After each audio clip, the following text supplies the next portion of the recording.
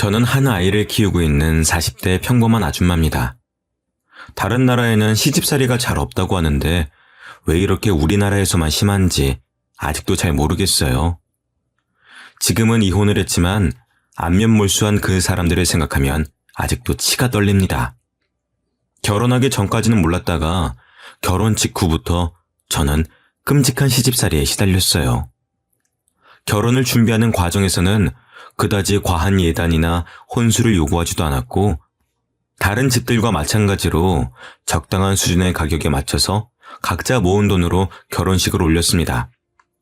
그때까지는 이 정도면 시댁운도 좋다고 생각했었어요. 하지만 결혼을 하고 난 이후로는 남편도 시댁도 마치 가면을 벗듯이 정체를 드러냈죠. 여기 가서 좋은 기운 좀 받아와서 아들 낳아야지. 이번 주말에 시간 괜찮지? 결혼 직후에는 아직 회사 생활을 하고 있었던 터라 주말에는 쉬고 싶었지만 어머님은 매번 저를 찾아와서 주말마다 아이를 생기게 해준다는 절이며 명소들을 데려가셨습니다. 다녀오면 녹초가 되었지만 시댁까지 어머님을 모셔다 드리고 와야 했어요. 사회생활을 하는 것만으로도 너무 지쳐 있었는데 주말마저 그렇게 빼앗겨버리니 오히려 몸이 안 좋아졌습니다. 피곤이 누적이 되니까 감기나 잔병 치레들도 많이 했었고요. 그런데 어머님은 그런 저를 보고서 차라리 회사를 그만두고 집에서 몸을 챙기면서 아이를 가지는 게 어떻냐고 하셨습니다. 어차피 아이를 낳으면 회사는 그만둬야 되니까 일찍 그만두라는 거죠. 그런데 저는 아이를 낳고서도 일을 그만둘 생각이 없었습니다. 맞벌이를 해도 아이를 부족하지 않게 키우는 게 될까 말까인데 남편 혼자 벌어오는 돈으로는 빠듯해도 너무 빠듯할 게 눈에 선했거든요. 거기다 남편보다 제가 월급도 많았었는데 그만둬도 남편이 그만두는 게 맞았죠. 하지만 이런 생각을 입 밖으로 꺼내면 어머님이 까무러칠 게 분명하니까 속으로만 생각을 하고 있을 수밖에 없었습니다. 하지만 어머님은 틈만 나면 얼른 회사를 그만두라면서 저를 닥달하셨고 저는 겉으로는 알겠다고 하면서 그냥 계속 회사를 다닐 생각이었어요. 그런데 어머님은 제 상상을 뛰어넘으시는 분이셨습니다.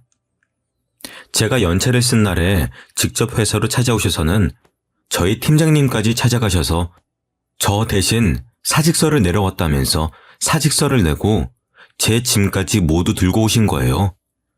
팀장님도 당황하셔서 저에게 연락을 주시지 않았다면 아무것도 모를 뻔했죠. 저도 너무 놀라서 급하게 회사로 갔을 때는 이미 어머님이 제 짐을 들고 가버리신 후였습니다. 그 모습을 직장 동료들이 다 봤다고 하니 너무 창피해서 고개를 들 수가 없겠더라고요.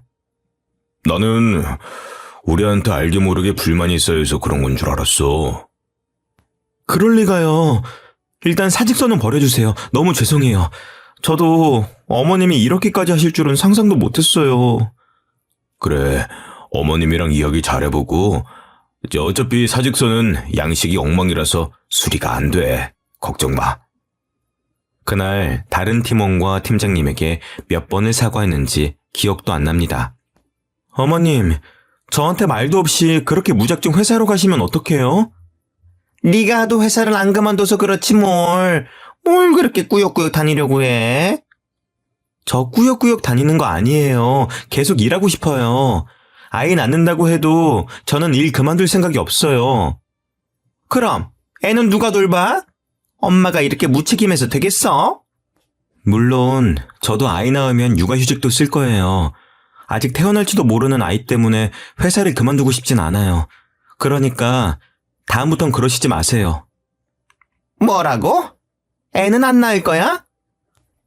회사를 다닌다고 아기를 안 가질 거라는 말은 아니잖아요. 그거나 뭐가 달라? 시어머니랑은 도무지 말이 안 통하더라고요.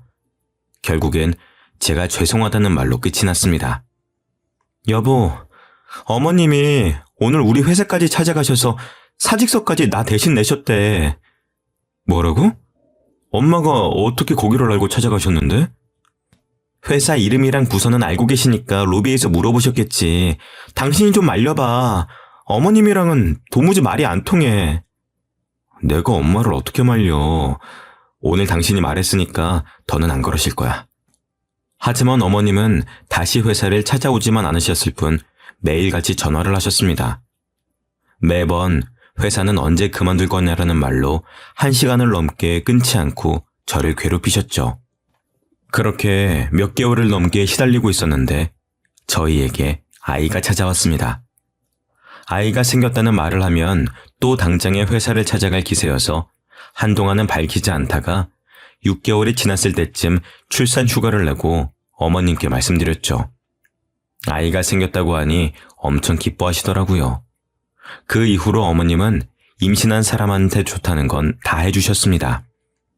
아이를 낳으려면 몸이 튼튼해야지. 요즘에는 다들 몸이 약해서 그렇게 그 제왕절개라는 걸 한다더라. 응?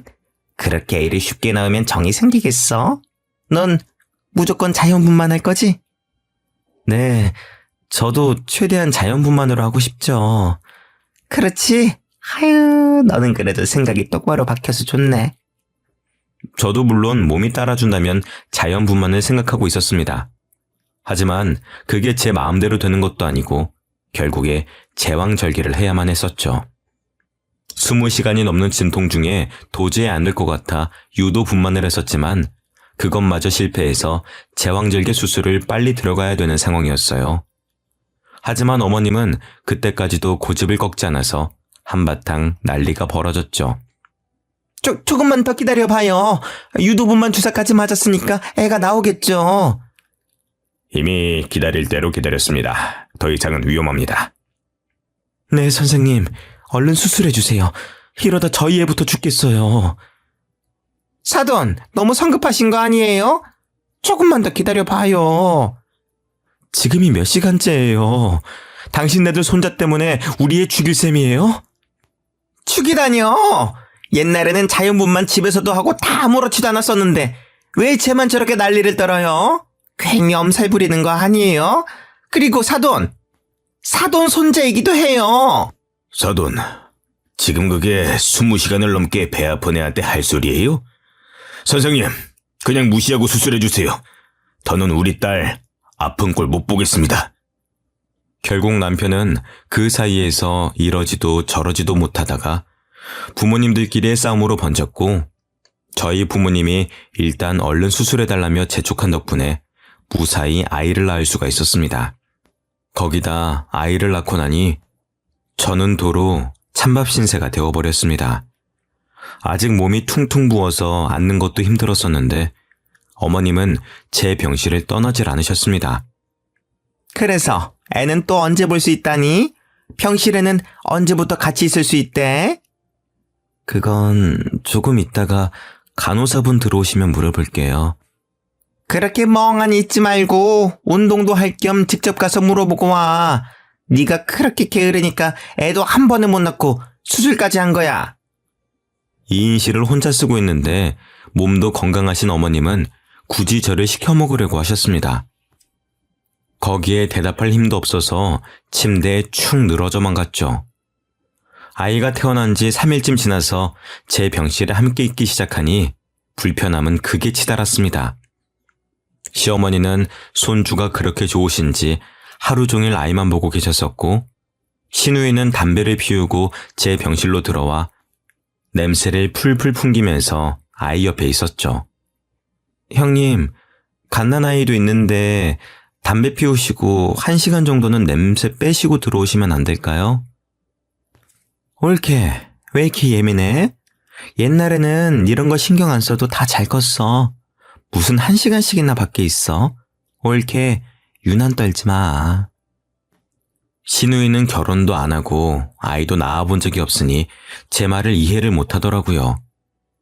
예, 이거 내 엄마 말이 맞아. 이렇게 갓난아기 때부터 담배 냄새 맡으면 안 좋아. 너희 아빠도 너 태어나고 나서는 한 달 동안 금연했었다. 시어머니가 웬일로 제 편을 들어주셔서 시누이는 입을 삐죽 내밀면서도 말은 듣더라고요. 손자를 위한 일이라면 그저 껌뻑 넘어가셨습니다. 저는 안중에도 없으신 게 문제였었지만요. 아이를 낳고 병원이 너무 갑갑해서 산후조리원에도 안 가고 집으로 돌아왔었는데요. 저는 산후조리사를 쓸 생각이었습니다. 아무래도 몸이 너무 안 좋아져서 회복하는 동안에는 필요할 것 같더라고요. 그런데 그 소식을 들으신 어머님은 거품을 물고 반대하셨어요. 너는 돈이 남아나니? 돈 아깝게 산후조리사는 왜 불러? 갓난아이 있는 집에 자꾸 바깥 사람 들이면 안 좋아. 뭘 믿고 사람을 써? 아는 언니가 소개해 주신다고 하셔서요. 믿을 만한 분이에요. 그래도 어쨌든 바깥 사람이잖아. 정 필요하면 내가 해줄 테니까 그런데 쓸데없이 돈 쓸 생각하지 마. 돈 아까운 줄도 모르니? 어머님은 사람을 부를 돈으로 차라리 자기한테 용돈이나 좀 챙겨달라고 하시면서 기어코 본인이 제 산후조리를 해주겠다고 하시더라고요. 결국엔 또 어머님한테 치고 어머님이 원하시는 대로 하기로 했습니다. 그런데 시어머니한테 맘 편히 이거 해달라 저거 해달라 부탁하는 게 어디 쉽나요? 빨래도 마음대로 돌리시고 옷은 다 상해서 엉망이 되어버렸지만 뭐라 하기도 애매했습니다. 아이를 낳고 나니 손발이 너무 차가워져서 찜질팩을 달고 살아야 했었는데 어머님은 무슨 유난을 떠냐면서 이러쿵 저러쿵 저에게 핀잔만 잔뜩 늘어놓으셨습니다. 그렇게 아무것도 안 하고 누워만 있으니까 그런 거야. 일어나서 운동도 하고 움직이면은 저절로 손발은 따뜻해져. 왜 이렇게 유난을 떨어? 너만 애 낳았니? 결국에는 산후조리는커녕 어머님의 잔소리에 겨우겨우 몸을 움직여 집안일을 했습니다. 몸을 움직여야 임신한 동안 찐 살도 빠지고 몸도 돌아온다는 핑계로 결국엔 집안일의 대부분은 제가 하게 되는 건 정해진 수순이었죠. 거기다가 남자는 집안일을 하는 게 아니라며 남편은 집안일에 손도 못 대게 했었고 남편이 퇴근하고 나면 어머님은 오늘 일을 너무 많이 해서 삭신이 쑤신다더니 혼자서 집안일을 다 한 것처럼 말씀을 하신 덕에 남편과 싸움도 났었습니다. 당신 아무리 그래도 당신 시어머니인데 대체 뭘 얼마나 부려먹길래 퇴근하고 올 때마다 엄마가 저렇게 지쳐있어. 당신도 조금은 도와야지. 내가 뭘 그렇게 부려먹어. 당신이 봤어? 빨래도 밥도 청소도 다 내가 하는데 어머님이 부려먹기는 뭘 부려먹는다는 거야? 어머님은 그냥 손주 보러 오시는 것뿐이야. 당신은 도와주러 오신 분한테 꼭 그런 식으로 말을 해야 되겠어? 오신 김에 손주도 보시는 거겠지. 과장해서 말하지 마. 엄마 힘든 거 뻔히 보이는데 왜 거짓말을 해? 남편은 제가 힘들어서 살이 쪽쪽 빠지는 건 안 보이는지 어머님 편만 들고 있더라고요. 결국엔 몇 번의 싸움 끝에 산후조리사도 어머님도 안 부르는 걸로 합의했습니다. 그런데 산후조리를 제대로 못하니까 손목이며 골반뼈까지 너무 아프더라고요. 그런 와중에 아이는 봐야 하니 제대로 잠도 못 자고 먹는 것도 먹는 둥 마는 둥이었어요. 시간이 갈수록 몸이 망가지는 게 느껴지더라고요. 결국엔 복직을 해야 될 때까지도 몸은 몸대로 망가져서 회복도 못하고 아이를 맡길 곳도 없어서 회사도 그만두고 집에서 프리랜서로 간간히 일하면서 아이를 돌봤습니다. 집안에서 담배를 뻑뻑 피워대는 시누이가 있는 시댁에 아이를 맡길 수도 없는 노릇이었어요. 남편에게 육아휴직을 내라고 하고 싶었지만 회사가 작으니 그런 휴가도 쓰는데 눈치를 주더라고요. 결국엔 남편이 돈을 벌고 저는 강제로 주부가 되어버렸습니다. 남편 혼자 회사에 다니기 시작하면서 저는 혼자 독박 육아를 해야 됐어요. 복직을 할 예정일 때와 돌아갈 곳이 사라지고 나니 남편의 태도가 완전히 바뀌더라고요. 당신은 집에서 살림만 하면서 집 반찬이 이게 뭐야? 나도 애 보느라 정신없어. 이 정도 반찬이라도 해놓은 게 다행인 줄 알아. 아무리 그래도 너무하잖아. 아니면 엄마한테 반찬이라도 조금 얻어오든가. 아니면 장모님은 이런 거 안 도와주신대? 일도 안 하시잖아. 당신, 내가 시어머니 부려먹는다고 뭐라 할 땐 언제고 왜 우리 엄마는 부려먹으려고 해? 당신 입에 들어갈 반찬을 우리 엄마가 당신 뭐가 예쁘다고 해다가 바치겠어? 말이 그렇다는 거지. 안 그러면 당신이 신경을 더 써주든가. 뭐가 그렇게 불만이 많은지 제가 뭘 하든 불만이 튀어나오기 바빴습니다. 전업주부로 사는 동안 남편이 저를 무시하는 말에 오기가 생겨서 어떻게든 다시 복직해서 그런 소리가 쏙 들어가게 해주고 싶었죠. 그래도 2년쯤 지나서 아이가 어린이집을 다니면서 조금 여유가 생겼어요. 낮에 혼자 있는 시간에는 물리치료라도 받으면서 몸을 회복하려고 했습니다. 저도 몸을 회복하고 회사도 복직하고 싶었거든요. 하지만 시어머니는 그것마저 불만이셨습니다. 너 저번에 산후조리사 쓴다고 할 때부터 알아봤다. 돈 쓰는 귀신이야 아주. 세상 사람들 다 너만큼은 아파.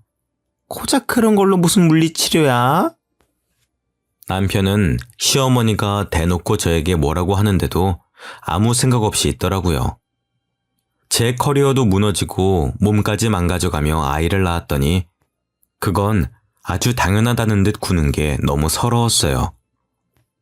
남편이 일을 벌려놓고서는 결국 혼자 나몰라라 하는 것도 꼴보기 싫었죠. 제가 경제력을 잃으니 다들 저를 더 만만하게 생각하기 시작했었거든요. 특히 시누이는 아이를 낳고 난 이후로 저희 집에 불쑥불쑥 찾아왔었습니다. 시누이는 공무원을 준비한다면서 나이 40 가까이 시댁에 얹혀 살면서 시험을 준비하는데 시부모님이랑 싸우고 나면 꼭 저희 집에 오더라고요. 옳게 내 말 좀 들어봐. 우리 엄마지만 남의 사정은 신경도 안 쓰고 너무 자기 생각만 하지 않아? 옳게도 그렇게 생각하지? 처음에는 뭣도 모르고 시누이의 말을 들어주면서 어머님 욕에 호응했다가 나중에 어머님이랑 화해하고 나서 그걸 어머님한테 다 일러바치더라고요. 결국엔 고부 갈등의 골만 깊어질 뿐이었습니다. 그런 일들이 반복되면서 그냥 시누이가 엉엉 울면서 찾아와 자기 멋대로 어머님을 욕하고 있으면 아무런 호응도 해주지 않고 실컷 떠들게 내버려뒀어요. 중간에 아이가 깼다는 핑계로 방으로 들어가기도 했지만 끝까지 자기 할 말만 하면서 밤새도록 저를 붙잡고 있었습니다. 남편은 자기 누나인데 다음날 출근을 해야 한다는 핑계로 매번 먼저 자리를 피했고 결국 시누이가 오는 날은 잠도 제대로 못 자고 다음날 시누이가 어질러 놓은 걸 치우느라 피곤함이 2배는 더 몰려왔습니다.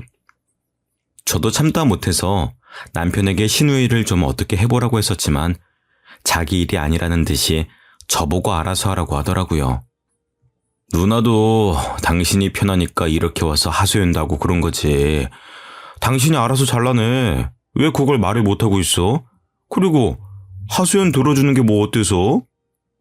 그게 말이 쉽지. 당신 일 아니라고 너무 쉽게 말하지 마.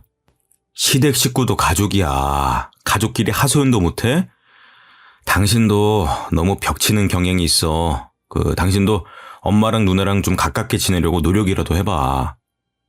남편은 도리어 제 탓을 하면서 친하게 지내라는 엉뚱한 대답을 내놓았습니다. 그러면서 정작 본인은 저희 부모님을 찾아뵙지도 않고 심지어는 명절마저도 혼자 보내면서 그런 말을 하는 게 양심에 찔리지도 않은지 입만 살아서 나불거리더라고요. 당신은 우리 집에 살갑게 구는 건커녕 찾아뵙지도 않으면서 그런 말이 나와? 처가랑 시집은 또 다르지. 딸은 출가 외인이라는 말 몰라? 요즘 시대에 그런 게 어딨어? 너무 이기적인 거 아니야? 당신도 이번 명절에는 나랑 같이 친정 가든가.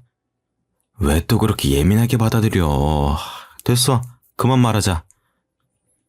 남편은 괜히 불리해지니까 말을 끊어버리더라고요. 엄마가 아이를 낳을 때 시어머니가 고집 부리던 걸 가만히 보고만 있던 남편에게 한 소리 하셨었거든요. 그 일 이후로는 저희 부모님은 뵙기 껄끄러운지 명절에도 저만 혼자 친정으로 보내더라고요. 저희 부모님은 괘씸해하는 듯 하셨지만 굳이 남편을 따로 찾진 않으셨습니다. 그렇게 저만 따로 명절에 찾아가는 게 익숙해졌을 때쯤 일이 터졌습니다. 명절에 친정에 가니까 엄마가 안색도 안 좋고 몸이 퉁퉁 부어있더라고요. 엄마, 얼굴이 왜 이래? 안색이 너무 안 좋은 거 아니야? 몸도 부은 거 같은데? 내버려둬. 그냥 나이 먹으니까 안색도 안 좋아지는 거지. 몸도 이거 나이 들어서 살찐 거야. 아무리 나이를 먹었다고 해도 이건 심하잖아. 병원도 안 가봤지? 이런 걸로 무슨 병원까지 가. 괜찮아. 조금 쉬면 다 괜찮아져. 조금 쉬고 괜찮아지는 거면 병원은 왜 있어? 얼른 옷 입어. 병원 가자. 얘가 왜 이래? 됐어. 공휴일이라서 병원비도 비쌀 텐데. 나중에 연휴 끝나고 내가 가볼 테니까 얼른 앉아. 엄마는 한사코 연휴가 끝나면 가볼 테니까 신경 쓰지 말라고 했었지만 지금까지도 안 갔는데 연휴가 끝난다고 갈 리가 없었어요.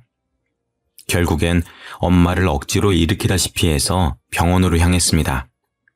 그런데 병원에서 가보니 응급실에서도 저희 엄마 상태를 보고 몇 가지 질문을 하더니 표정이 심각해져서는 검사를 한번 받아야 될 것 같다고 하더라고요. 아유, 됐어요. 여기서 주사 한 방 맞으면 다 괜찮아질 텐데 뭘 그렇게까지 해요. 엄마는 괜히 의사가 쓸데없는 검사를 한다면서 제 말도 듣지 않으셨죠.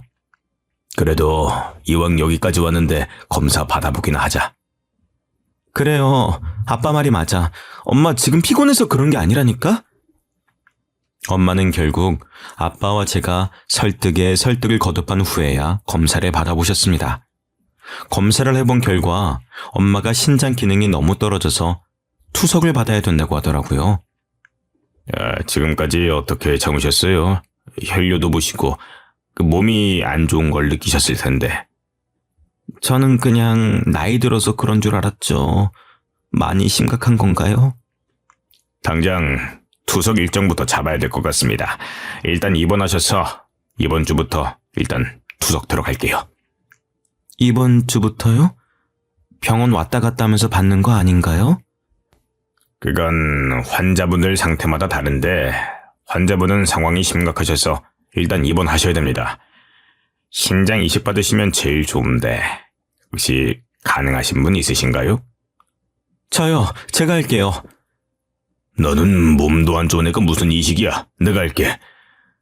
너희 엄마 이렇게까지 될 동안 몰랐던 나도 책임이 있어.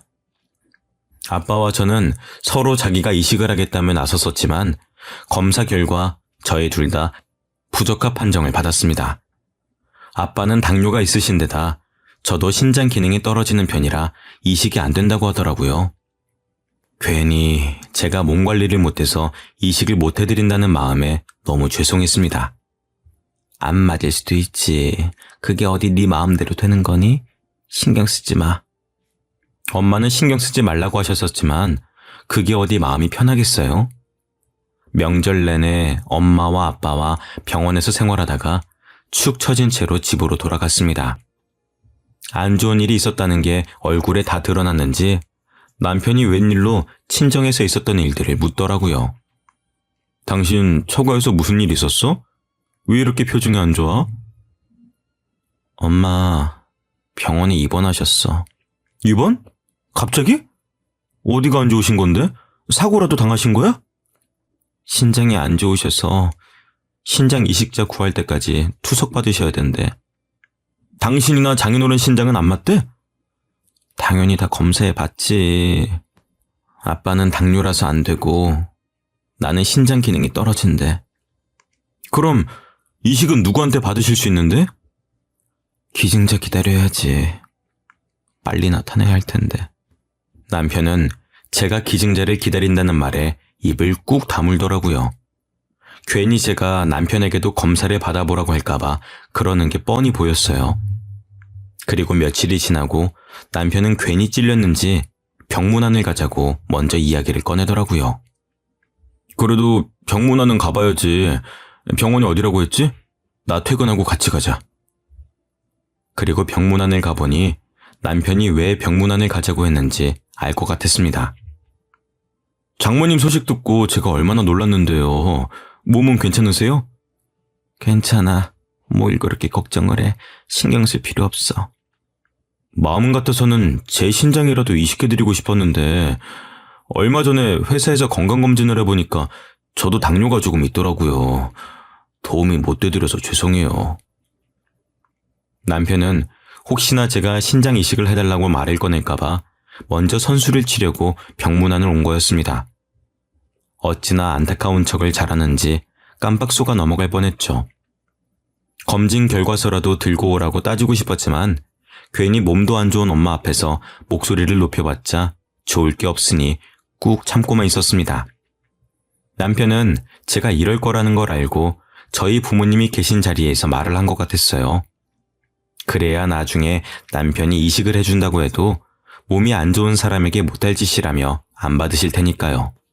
남편이 이런 데는 머리를 잘 굴리더라고요. 그런데 1인실이라 그런가 아버님 짐도 꽤 많아 보이시네요. 입원하고 난 이후로는 그냥 나도 여기서 같이 지내고 있어. 집은 가끔씩 옷만 새로 가지러 갈 때 가고 나머지는 그냥 여기서 살고 있지. 병문안을 갔다가 돌아오는 길에 남편이 하는 말은 어이가 없었습니다. 근데 장인어른하고 장모님 두 분 일도 안 하시는데 1인실 비용은 어떻게 감당하시려고 저렇게 대책도 없이 떡하니 잡아놓으신 거야? 미리 말하는데 난 병원비 못 보태드려. 남편은 혹시나 자기에게 도움을 청할까봐 걱정이 됐었는지 일이 차단을 해버리더라고요. 어처구니가 없었습니다. 저희 부모님이 일을 안 하시긴 했지만 살고 있는 빌라 건물주이시거든요. 그 빌라 말고도 다른 건물 2개가 더 있으시고요. 젊은 시절에 악착같이 모아서 저 다 키워놓으시고 재테크 하시던 게 대박이 나셔서 그제서야 건물도 몇 채 사놓고 겨우 노후 자금을 모으시기 시작하신 정도였어요. 그러니 돈을 안 쓰시는 게 습관이 되셔서 병원에도 안 가려고 하시고 겉보기로만 봐서는 건물주라는 걸 모를 정도였거든요. 어차피 빌라도 관리를 해야 되니까 그 건물에서 살고 계신 거였는데 남편은 그걸 보고 저희 집이 가난하다고 믿고 있는 것 같았습니다.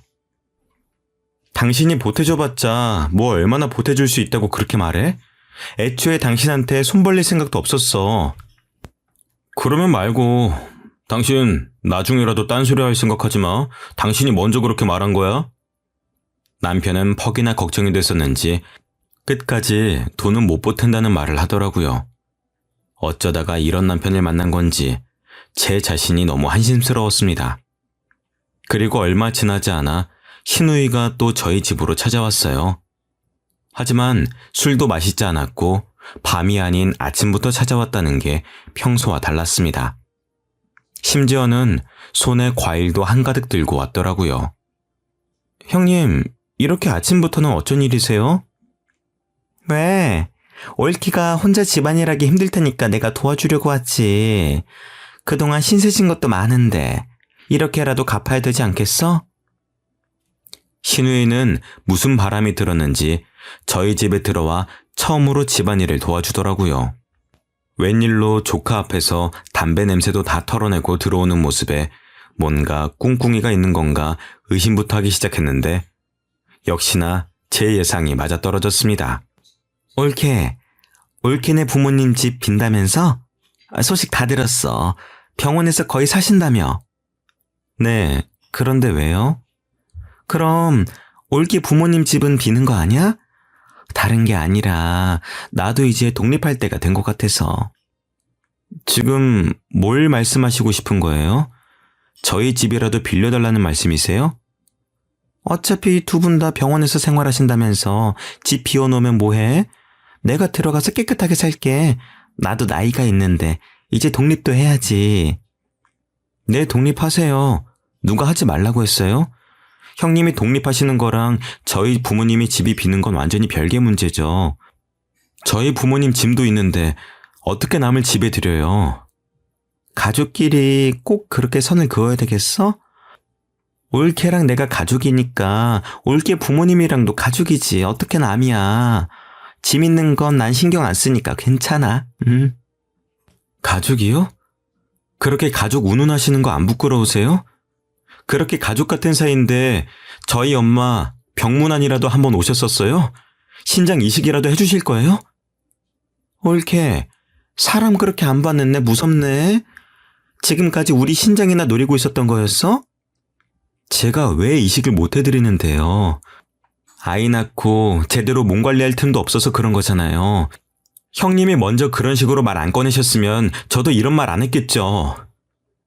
대체 사람이 어디까지 양심이 없으면 그런 생각이 가능한지 도무지 이해할 수가 없었습니다.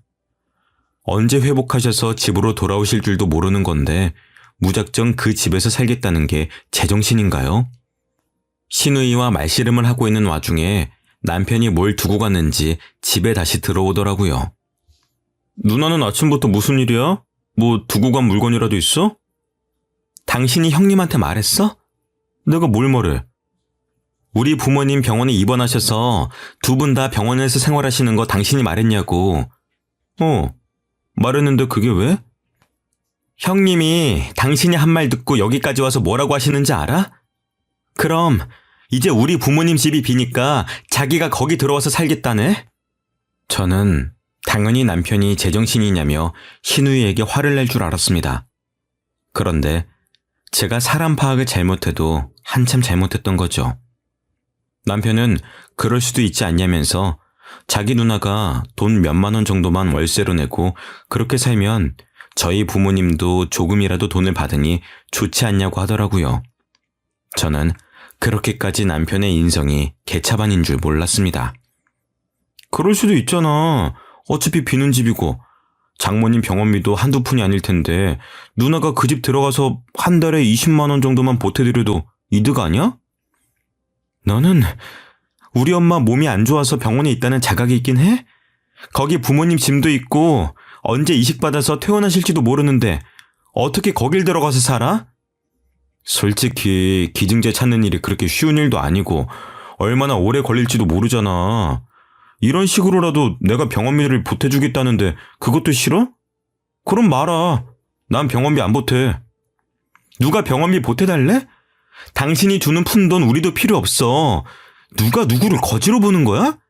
당신 주제 파악이나 해. 형님, 독립이 그렇게 하고 싶으시면 여기서 살아요. 저는 더는 이 남자랑 못 살 것 같더라고요. 시누이에게 정독립을 하고 싶으면 저희 집에서 살라고 하고서는 그대로 짐을 싸서 저희 부모님 집으로 제가 들어왔습니다. 그동안 간병 때문에 아버지가 관리 못하시던 건물을 제가 대신하고 있었거든요. 내친 김에 그냥 제가 그 집에서 살면서 관리하기로 마음을 먹었습니다. 그게 훨씬 편하니까요. 그렇게 집을 나온 후 시어머니에게는 또 전화가 끊이질 않았어요. 너는 애가 왜 이렇게 모난 구석이 많아? 그냥 넘어갈 일도 꼭 선을 그으면서 너 하고 싶은 대로 고집을 부려야 마음이 편해? 왜 이렇게 애가 이기적이야? 어머니, 대체 누가 이기적이라는 건데요? 그렇게 가족 같은 사이라고 하시면서 병문안 한 번 안 온 사람이 뻔뻔하게 집을 달라고 하는데 그걸 참아드려야 하는 거예요? 그게 그렇게 어려운 부탁이야? 그냥 사돈 퇴원하실 때까지 빌려주는 게 뭐 그리 어려운 일이라고 일을 이렇게 복잡하게 만들어? 집 나가면 끝이야! 집 나가면 끝인 게 아니라 끝이라서 집을 나온 거예요. 저는 이제 더 같이 살 마음 없어요.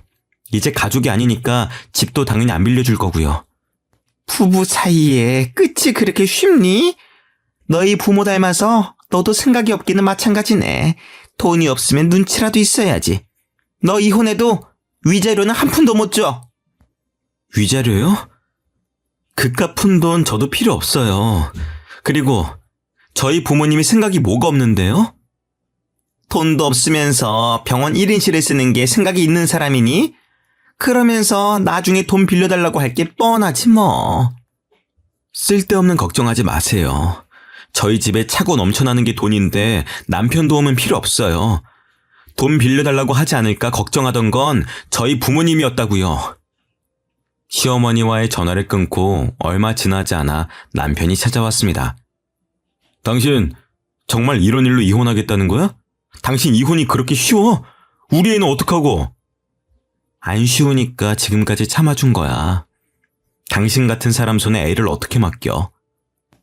당신 이런 식으로 나오면 위자료고 양육비고 한 푼도 못 받을 줄 알아? 당신이 위자료든 양육비든 줘봤자 얼마나 준다고 유세를 부려? 제 말에 남편은 자기가 예상한 반응과 다르게 나오자 당황한 것처럼 보였습니다. 당장 이혼 서류에 사인해. 나는 다 해놨으니까 당신만 사인하면 돼. 남편은 아무렇지 않은 척하며 보란듯이 제 눈앞에서 서류에 사인을 해버리더라고요. 그렇게 저와 남편은 이혼을 하고 법원을 나서는 길에 아빠가 저를 데리러 오셨습니다. 엄마가 아픈 후로 아빠는 엄마가 퇴원하면 여기저기 함께 다니실 거라고 비싼 외제차를 뽑아서 운전 연습 겸 시내 곳곳을 돌아다니셨었거든요. 남편은 아빠가 외제차를 몰고 나타나는 걸 보고 어안이 벙벙해 하면서 저를 붙잡더라고요. 장인어른이 어떻게 외제차까지 사고 다니시는 거야? 내가 말했잖아. 당신이 주는 푼돈은 필요 없다고. 부모님이 사는 그 빌라 전체가 아빠 명이야. 그거 말고도 건물이 더 있는데 당신은 그것도 모르고 누가 누굴 걱정한 건지. 다시는 우리 눈앞에 띄지 말게. 못난 사위도 사위라고 마음에 안 들어도 다 참아주고 있었더니 정도껏 해야지. 장인어른, 건물 가지고 있으셨다는 것 정말입니까? 왜? 이제서야 우리 재산을 들으니까 후회가 되나? 이미 기회는 지나갔어.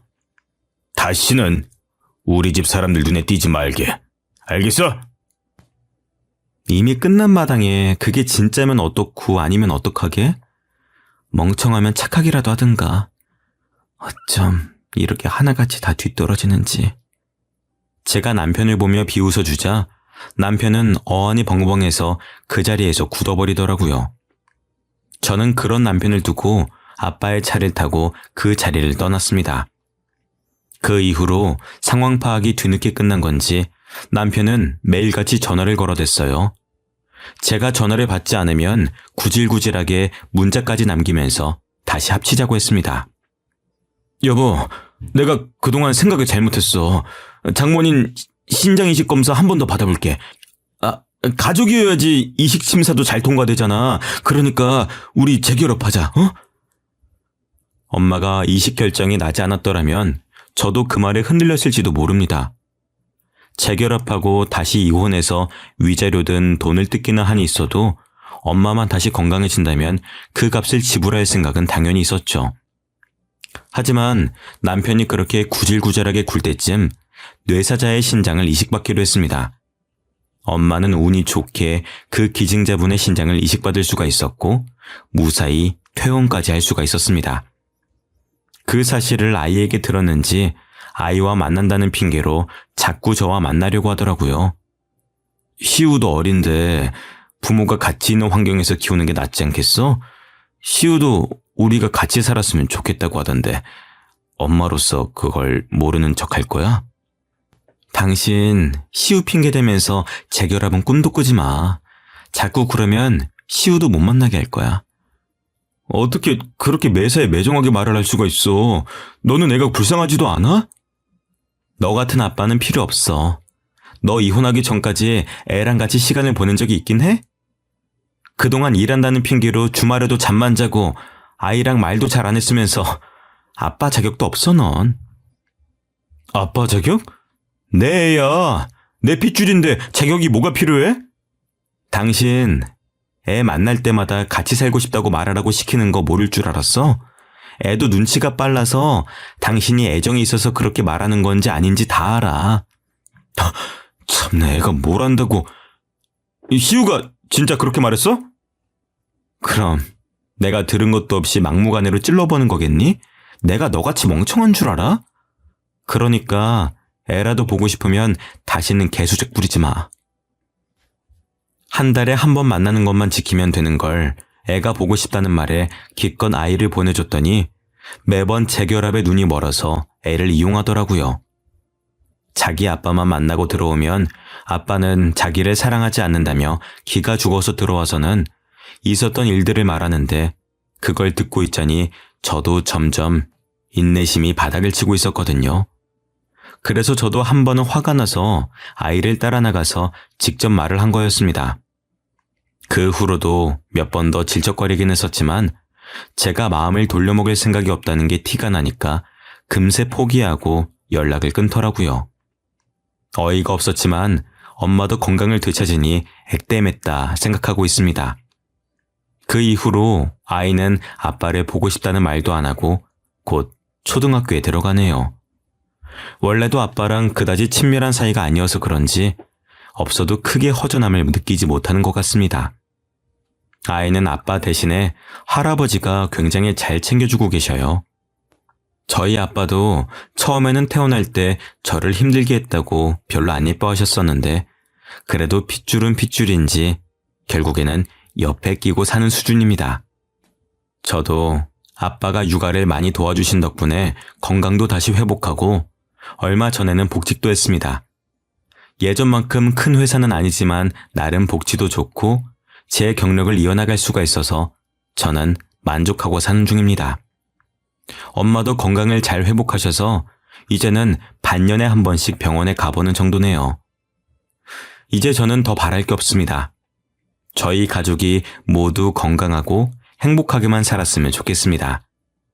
여러분들도 무엇보다도 건강이 우선이라는 걸 잊지 말고 사셨으면 좋겠습니다.